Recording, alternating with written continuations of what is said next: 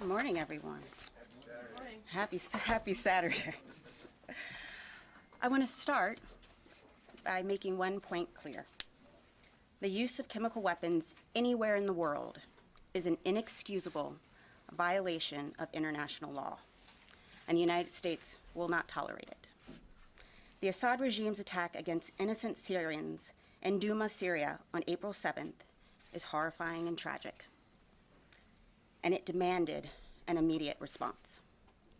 Yesterday, United States forces, at the direction of President Trump, launched precision strikes against Assad regime targets associated with the use of chemical weapons in Syria.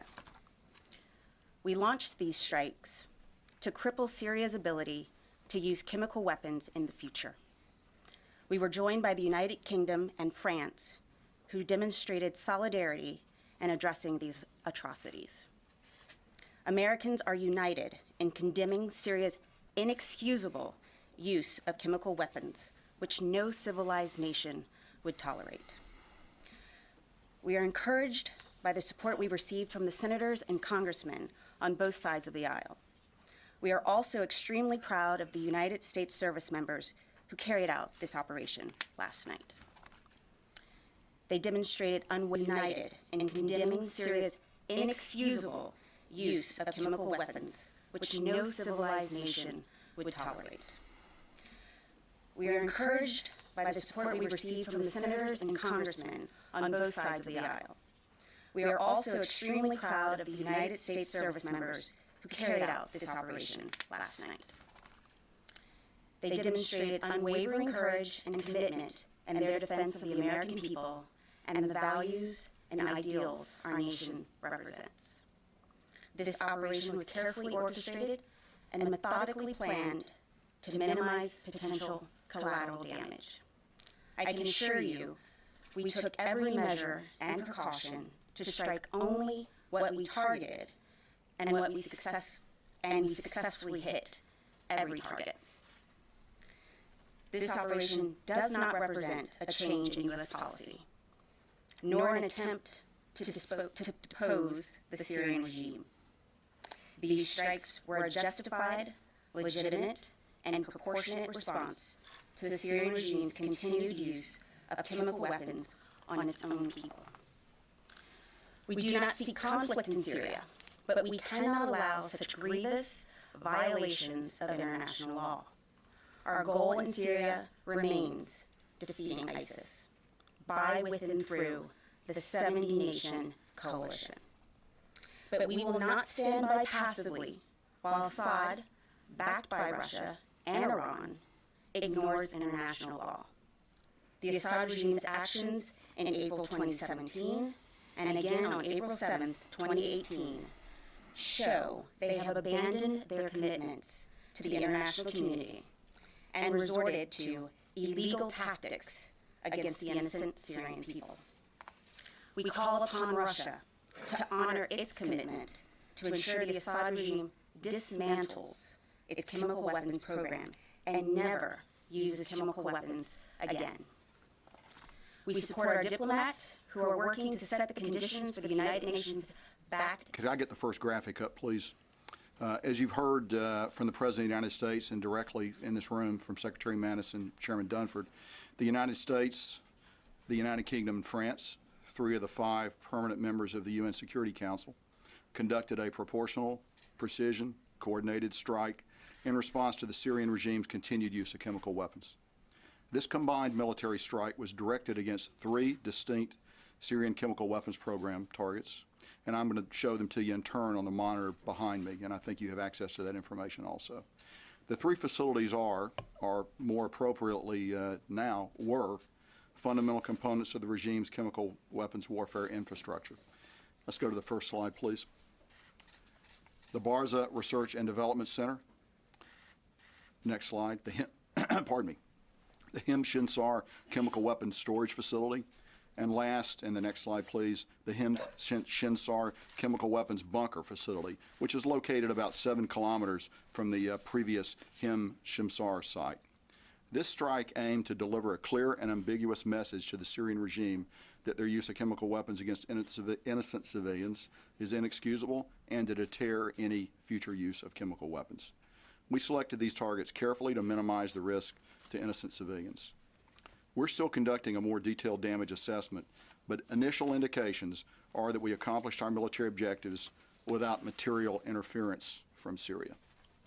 I'd use 3 words to describe this operation: precise, overwhelming, and effective. Let's go back to the first Barza slide, please. Against the first target, the Barza Research and Development Center, which is located in the greater Damascus area, we employed 76 missiles. 57 of these were Tomahawk land attack cruise missiles, and 19 were Joint Air-to-Surface Standoff Missiles, or JASSMs. As you can see for yourself from the graphics, initial assessments are that this target was destroyed. This is going to set the Syrian chemical weapons program back for years. And you also note that we've successfully destroyed 3 buildings in metropolitan Damascus, one of the most heavily defended aerospace areas in the world. Next slide, please. Against the second target, the Hem Shinsar chemical weapons storage facility, which is located in Syria just west of Homs, 22 weapons were employed: 9 U.S. TLAMs, 8 Storm Shadow missiles, 3 naval cruise missiles, and 2 Scalp land attack cruise missiles. So this target was attacked by all coalition forces. Our Tomahawks, the British Storm Shadow, and then the French missiles went against it as well. Against the third target, next slide, the Hem Shinsar chemical weapons bunker facility, we deployed 7 Scalp missiles. Again, the initial assessment is that this bunker facility was successfully hit. I'd now just like to talk a bit about the specific platforms that were part of this strike. And let's go back to the first slide, please. The missiles that I've just described were delivered from British, French, and U.S. air and naval platforms in the Red Sea, the Northern Arabian Gulf, and the Eastern Mediterranean. All weapons hit their targets at very close to the designated time on target of about 4 a.m. in Syria, which of course is 9 o'clock here on the East Coast. I'm going to give you a little more details now about the platforms. First, in the Red Sea, the Ticonderoga class cruiser Monterey fired 30 Tomahawk land attack cruise missiles, and the Arleigh Burke class destroyer Laboon fired 7 Tomahawks. In the North Arabian Gulf, the Burke class destroyer Higgins fired 23 Tomahawks. In the Eastern Mediterranean, the French frigate Languedoc fired 3 missiles of their naval version of the Scap missile. Also in the Mediterranean, the Virginia-class submarine John Warner fired 6 Tomahawk missiles. In the air, 2 B-1 Lancer bombers fired 19 Joint Air-to-Surface Standoff missiles. In addition, our British allies flew a combination of Tornadoes and Typhoons and launched 8 Storm Shadow missiles. Our French allies flew a combination of Rafales and Mirages and launched 9 Scalp missiles. Taken together, and as you can see from the graphic behind me, these attacks on multiple axes were able to overwhelm the Syrian air defense system. It's also important to note that we flew a variety of defensive counter-air, tanker, and electronic warfare aircraft in support of these operations. None of our aircraft or missiles involved in this operation were successfully engaged by Syrian air defenses, and we have no indication that Russian air defense systems were employed. We are confident that all of our missiles reached their targets. At the end of the strike mission, all our aircraft safely returned to their bases. We assessed that over 40 surface-to-air missiles were employed by the Syrian regime. Most of these launches occurred after the last impact of our strike was over. It is likely that the regime shot many of these missiles on a ballistic trajectory. I mean by that, without guidance. And we assessed that the defensive efforts of Syria were largely ineffective and clearly increased risk to their own people based on this indiscriminate response. When you shoot iron into the air without guidance, it's going to come down somewhere. By contrast, the precise nature of our strike and the care which our Allied team planned and executed significantly reduced the risk of collateral damage to civilians. In summary, in a powerful show of Allied unity, we deployed 105 weapons against 3 targets that will significantly impact the Syrian regime's ability to develop, deploy, and use chemical weapons in the future. It's been said before, but I want to emphasize again that by comparison, this strike was double the size of the last strike in April 2017, and I'd also emphasize that this strike was a multinational effort. The precision strike was executed with France and the UK, demonstrating our unquestionable resolve.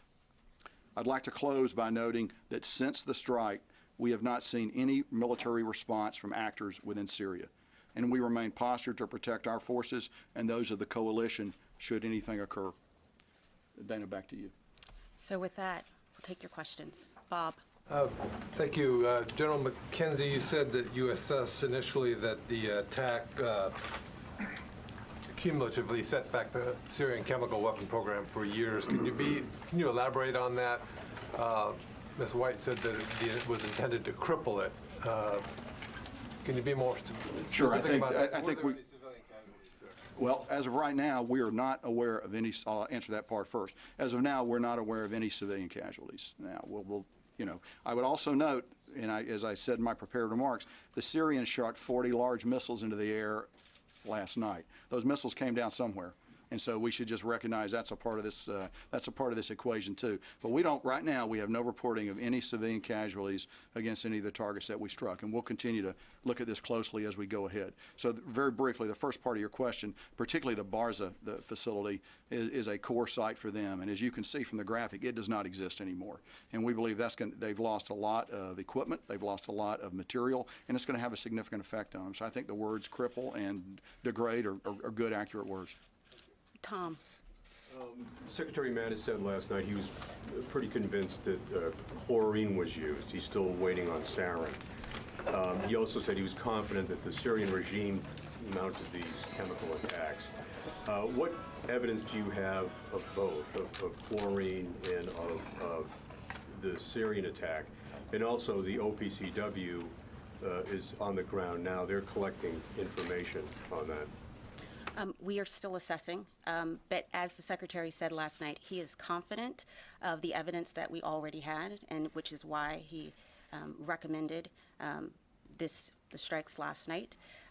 But we are still assessing and getting details, and we can provide more details once we have them. Well, can you give us a sense of what evidence you do have? There's various intel, and I won't speak to that. But when we have more evidence and more details, I will come back to you, Tom. Barbara. For both of you, first, General McKenzie, could you speak about in Barza and these other facilities, are you convinced there were chemical agents inside at the time of the strike? How did you mitigate not having a dispersal of a chemical agent cloud? And Dana, yesterday the President talked about the possibility of a sustained response. And the Secretary last night spoke about this being a single strike at this time. Could you help people understand, is there a difference there? What are they both talking about? But for both of you, please. Sure, I'll start, Barbara. So as we look at each of these targets, we have a variety of sophisticated models, plume analysis, other things to calculate the possible effects of chemical or nerve agent being in there. In relation to the Barza target, yes, we assessed that there were probably some chemical and nerve agents in that target. However, we believe that by the way we attacked it, the attack profile that we used, the way our weaponeers looked at it, we were able to minimize that. And so I just leave it at that. You'll be able to judge over the next few hours the results of that, but we believe that we successfully mitigated against the fact that there are illegal and unauthorized weapons at these sites. Just to interrupt very briefly, are you doing any post-attack air sampling to see if there was any dispersal? We look at the target through a variety of means. Okay. And with respect to his comments, I think the operative word is, the words were "at this time." What happens going forward has everything to do with the Assad regime. We sent a very clear message last night, and we hope that he heard it. Joe. General McKenzie, have you had any contacts with the Russians through the deconfliction lines in the aftermath of these operations, or are you planning to have such contacts in the next few hours? As you know, the deconfliction channel, which we use between we and the Russians, has operated frequently over the past few months. It continued to operate frequently leading up to this strike and in a routine basis after the strike. Hans. General McKenzie, the 3 targets that you struck, were those manufacturing or researching chlorine or sarin? A little of both, and particularly in the Marza target, but there's a little of both. And And did any of these facilities have any other non-military application? No, they're essentially, this is what they do principally. There may be other activities that are carried on there, but this is the core activity associated with these sites. Phil? You said that none of the Russian air defenses were not turned on. How do you explain that? Was there an I'm agreement? sorry, I didn't say the Russian air defenses were not turned on. I said they weren't employed. They weren't employed, I'm sorry. Was there an agreement with the Russians that they would not employ their air defenses? And then also, you said that the Syrian air defenses did not have any significant impact on the operations. Is that to say that there was no interception of any of these missiles that were fired? Sure. So we did no coordination, no agreements with the Russians before the strikes. Important to know that. We deconflict, we do nothing more than that. And I want to say that to the best of our ability to determine at this time, no Syrian weapon had any effect on anything that we did. Tara? Thank you. Dana, for you, last year when a similar type strike occurred, there was an assessment that it had degraded Syria's ability to generate chemical weapons, yet a couple of months later, the Pentagon thought that specific airfield was right back at it. What assurances do you have now that you've significantly degraded Syria's ability to generate chemical weapons? And then for General McKenzie, that slide appears that the B-1s were escorted by U.S. fighters. Could you tell us who escorted the B-1s and what type of surface air missiles were shot out in the air, the 40? And then getting back to the Russian defenses, if their defenses weren't employed, were Russian radars at all employed? Were they painting any of the U.S. aircraft? So I'll take the first one. Last year, the focus was on the delivery. This time, the strikes went to the very heart of the enterprise, to the research, to development, to storage. So we are very confident that we have significantly crippled Assad's ability to produce these weapons. Let me just answer. I got you. So the B-1s employed JASM, our Joint Standoff Missile. So that was the weapon that they used.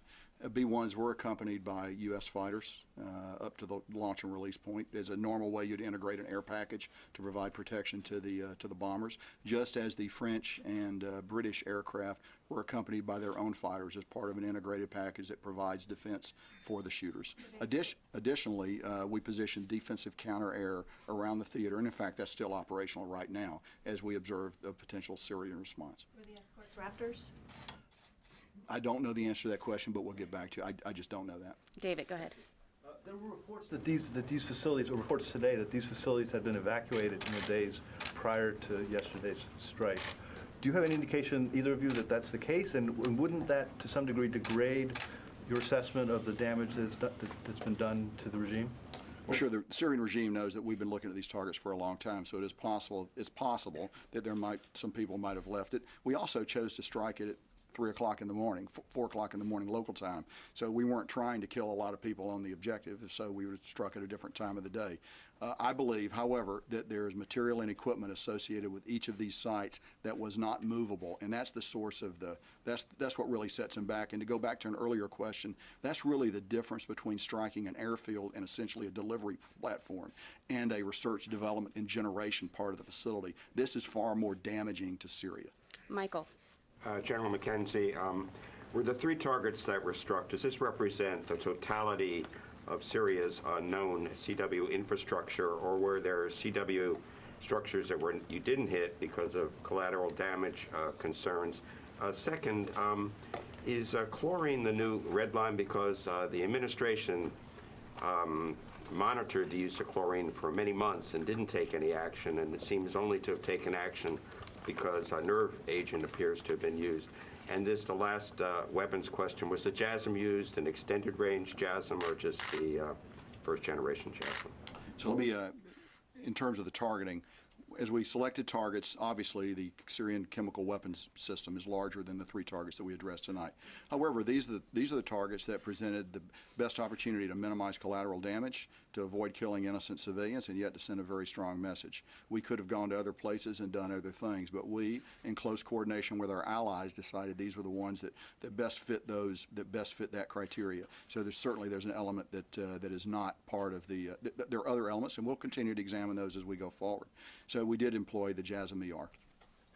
You say you destroyed most of the infrastructure, 50%, 80%, or? You can look at the map, you can look particularly at the Barza site and make your own conclusions. I would say they had 3 buildings there and a parking deck, and now they don't.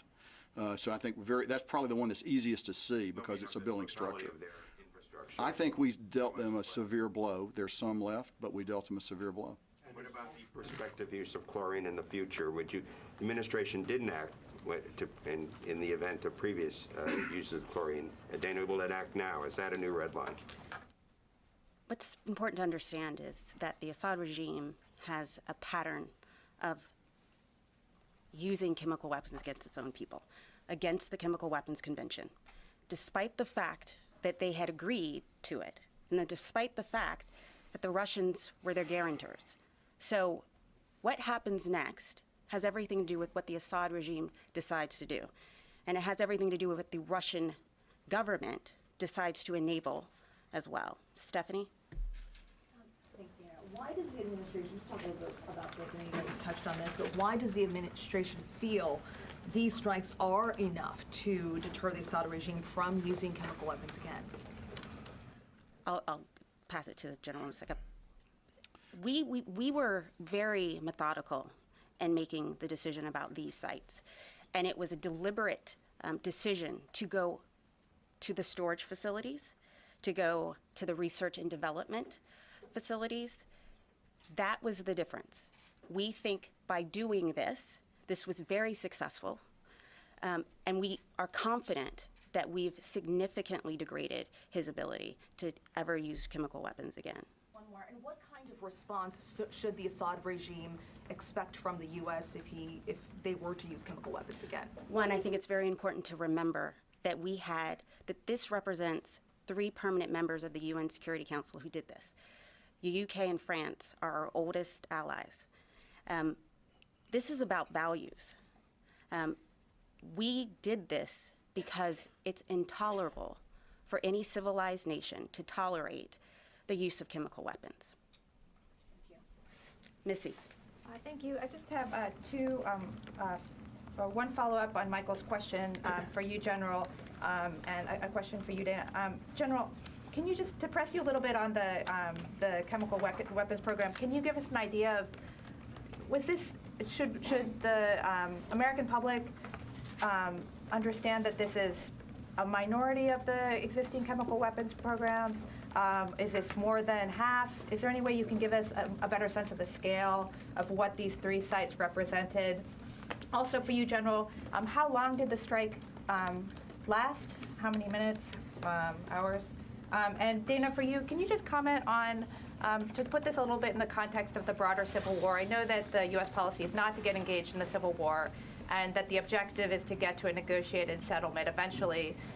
But we have this significant military response to chemical attacks that in this instance killed an estimated 45 people. At the same time, the Assad regime has continued to use conventional means to attack women and children, civilians repeatedly using barrel bombs and other means. Can you just talk about that? How should people understand the difference in the response to these more isolated chemical attacks and the ongoing conventional attacks by the Assad government on its own people? It is clear to everyone that the Syrian people have suffered for too long. And it's why we are 100% behind the UN-backed Geneva peace process. And we encourage our allies and partners in the region to also help facilitate that conversation. We have a new UN envoy, and this is an opportunity to really put real steam behind the process. But our mission in Syria remains the same. It is to defeat ISIS. It is not to be involved in the civil war. Christina. So, Sorry. It's Christina, I'm sorry. There you go. Missy, your 2-part question. First, we believe that by hitting Barza in particular, we've attacked the heart of the Syrian chemical weapons program. Now, I'm not saying that they're not going to be able to reconstitute it. And I'm not saying that it's going to continue. But this has dealt them a very serious blow. So I think that's the core of what I'm saying. Second point is, how long did the attack last? As you know, an operation like this has many, many elements. From a 0-400 time on target, which all our missiles impacted within a minute or 2 of that time, really several hours before you begin to launch tankers, you begin to launch intelligence aircraft, you begin to do a variety of things. Probably a couple hours before would be the period of maximum intensity for the mission. That's when you're beginning to spin and launch the TLAMs from the ships. That's when your other aircraft are beginning to get to the point where they're going to release their missiles. But the operation actually many hours before in order to just get set up. Christina. What would trigger another wave of coalition attacks? Are we talking another chemical weapons attack or retaliation? And do we expect any retaliation either from the regime, the Russians, or the Iranians? I can't speculate on what could happen, but what I will tell you is that this, we took action, and what happens next is the decision of Assad. Expect any kind of retaliation? So I can't speak to that, but I can tell you that we're ready for it. We're postured both in the region and globally. We're on the balls of our feet, and we're ready for anything. Tony. General, a couple questions. One, was this the least extensive of all the options that were crafted? Can you give us a feel for how many options were put together, and was this the one that would meet at the least amount of damage? So I would tell you that we can't comment on options we present to the president. That's a choice he makes, so I'm not going to be able to discuss that. I will tell you that of all the options, carefully looked at ways to minimize collateral damage. You balance always minimizing collateral damage against getting maximum effect. These are three targets that seem to hit the sweet spot and do that. One follow-up. What impact did the very public prelude to this attack have on military planning in terms of enveloping in maybe a 21st century bodyguard of lies, in terms of deception on ship movements? What impact did it have on possibly launch accesses of the aircraft or ships used? We were all focused on the Donald Cook. The Donald Cook wasn't used.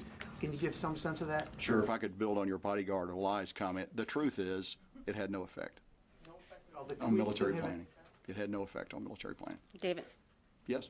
Okay. David Martin. I thought I heard you say that this strike put more steam behind the Geneva peace process. How does this help bring peace to Syria? The UN, we have been very clear about the fact that we fully support the UN-backed Geneva process. Sochi has failed. Our focus remains defeating ISIS. It is not to get involved in the Syrian civil war. We call on all nations, and I think the demonstration of our allies, France and the UK, helping us, demonstrates that we are serious about the fact that chemical weapons use is intolerable, it's inexcusable, but we will remain committed to the 70-nation coalition to defeat ISIS. But how does preventing the use of chemical weapons affect the outcome of the Syrian civil war? It affects it by, again, demonstrating to the world that this is a heinous regime. This is a regime that murders its own people daily. We, yesterday, with the help of our allies, addressed the fact that they continue to use chemical weapons against their own people. We continue to hope and urge, and we're confident that the UN process will move forward. But our mission remains to defeat ISIS. There is still work to be done, and we will do it. Right here and right here. I'm going to ask three quick questions.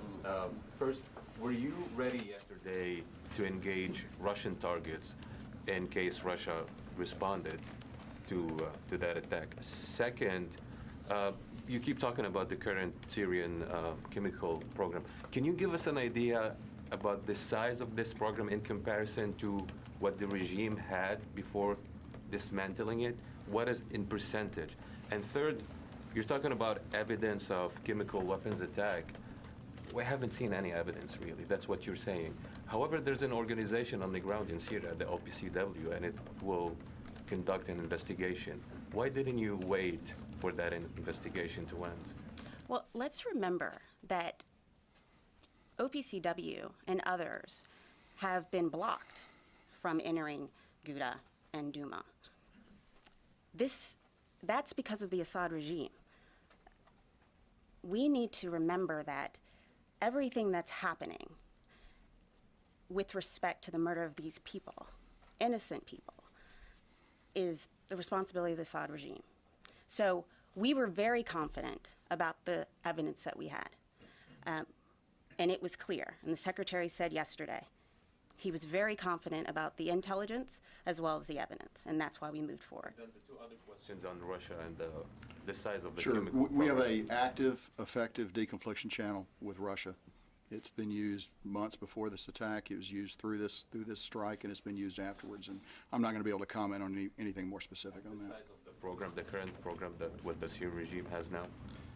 Because you said, like, you made lots of assessment, you have a good idea, you have lots of targets. So in comparison to what the Assad regime I had would say before- there's still a residual element of the Syrian program that's out there. I believe that we took the heart of it out with the attacks that we accomplished last night. I'm not going to say that they're going to be unable to continue to conduct a chemical attack in the future. I suspect, however, they'll think long and hard about it after, based on the activities of last night. We have time for a couple more questions. Idris. Thanks, Dana. President Trump tweeted about an hour ago, mission accomplished, which of course historically has not borne out when the phrase has been used. And you're saying that if, you've left the option open for future strikes in case chemical weapons are used again. So could you sort of reconcile those two statements, mission accomplished and could be used in the future? And in terms of authorities, if there are other strikes, does Secretary have to go to President Trump, or has he been delegated the authority to carry them out as he sees fit? So, and to your first point, last night operations were very successful. We met our objectives. We hit the sites, the heart of the chem weapons program. So it was mission accomplished. Give me your second part. Second part is the authorities question. If there are future strikes, does the same process have to go where you go to the NSC and the PCC? What is the process now? As the Secretary said last night, the President has the authority under Article 2 to defend U.S. interests and national interests. And so I'm not going to speculate on anything that happens in the future, but this was a fully legitimate operation. Ryan. General McKenzie, did the Chairman of the Joint Chiefs, General Dunford, did he communicate with General Gerasimov in the days or hours leading up to this strike? And then, in addition, do you assess that this has actually fundamentally changed the military balance of the Syrian civil war, or is the Assad regime maintaining its advantage? So I go back to some of the things I've already said about the deconfliction channel with the Russians. It's a multi-level, robust system of communication that we've employed for some time. I'm not going to be able to give you any more information on a particular conversation that the chairman may or may not have had. What was the second part of your question? Military balance of the civil war. Do these strikes fundamentally affect that, or is the Assad regime's apparent ascendancy remain? I think our strikes were targeted to send a message about the employment of chemical weapons, and I think they were successful achieving that military objective. Wait, well, I want to get someone who hasn't spoken, but way in the back here. Connie. Channel 4 News. Thank you, Dana. Just following up on Idris's question, this question of mission accomplished. If the mission is to deter President Assad from spreading chemical weapons, isn't it actually impossible at this stage militarily to know whether that mission, as described, was accomplished? Last night's operations were successful. We met all of our objectives. We hit all of our targets successfully. No aircrafts, allied aircrafts were engaged. It was a successful mission.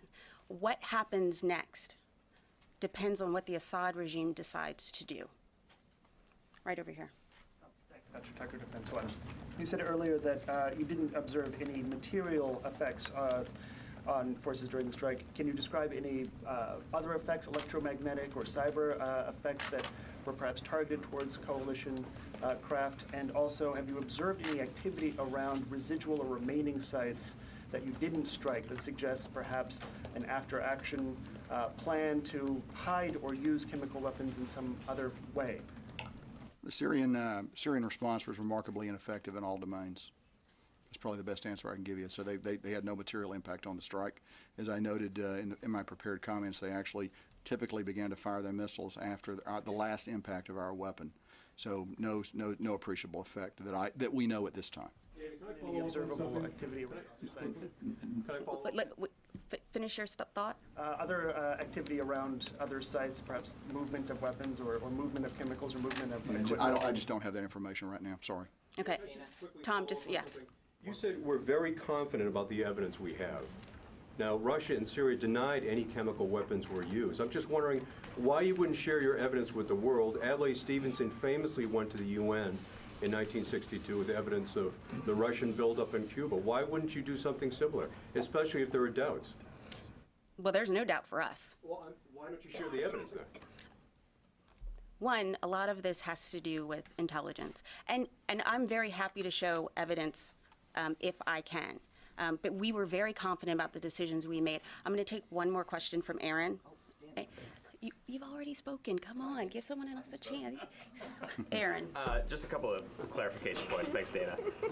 General McKenzie, you said, I believe, there's still an air defense package in operation right now in case there's potential for retaliation from either Syrian or Russian assets. How long do you intend to keep that package in the area, specifically keeping an eye on if there's kind of a retaliation to this strike?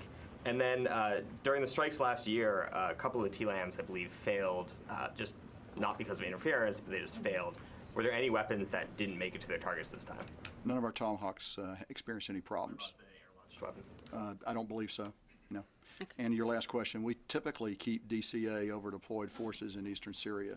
So typically we've got aircraft up over them. So this would, as we open in time from the event going forward, the commander will continually readjust the air defense posture that we've got. Right now it's robust, and we'll keep it robust for a while, then we'll make adjustments just based on our observations of the environment. Lucas. General, the Syrian government is saying they shot down over a dozen Tomahawks. Are they lying? And what Syrian military units did you strike? And for the people at home, can you explain this deconfliction? You say you didn't coordinate or give a heads up to the Russians, but you said you deconflicted.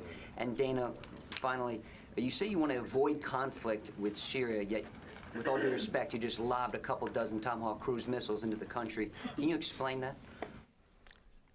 Our mission stays the same. It's to defeat ISIS. But Assad's actions were beyond the pale.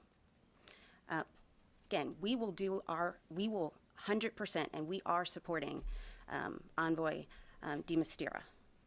We will continue to do that because we want a diplomatic, political resolution to the Syrian conflict.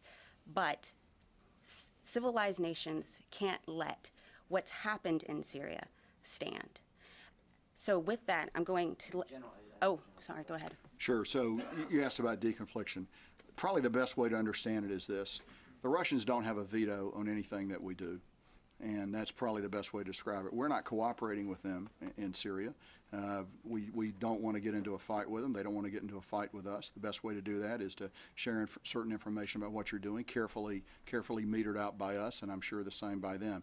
But we're not cooperating with them, and they have no veto over what we do. At the same time, we owe it to our servicemen and women and those of our coalition partners to do the best we can to simplify the environment in which we're going to fight. So the deconfliction mechanisms allow us to do that. As to the last part of your question, I can't help you with what the Syrians are saying or not saying. What I'm telling you is what actually happened. And on that point, as Secretary Mattis said last night, the Russian disinformation campaign has already begun. There has been a 2,000% increase in Russian trolls in the last 24 hours. Therefore, we will keep you all abreast of the facts moving forward. Thank you all very much. General, does this operation have a name?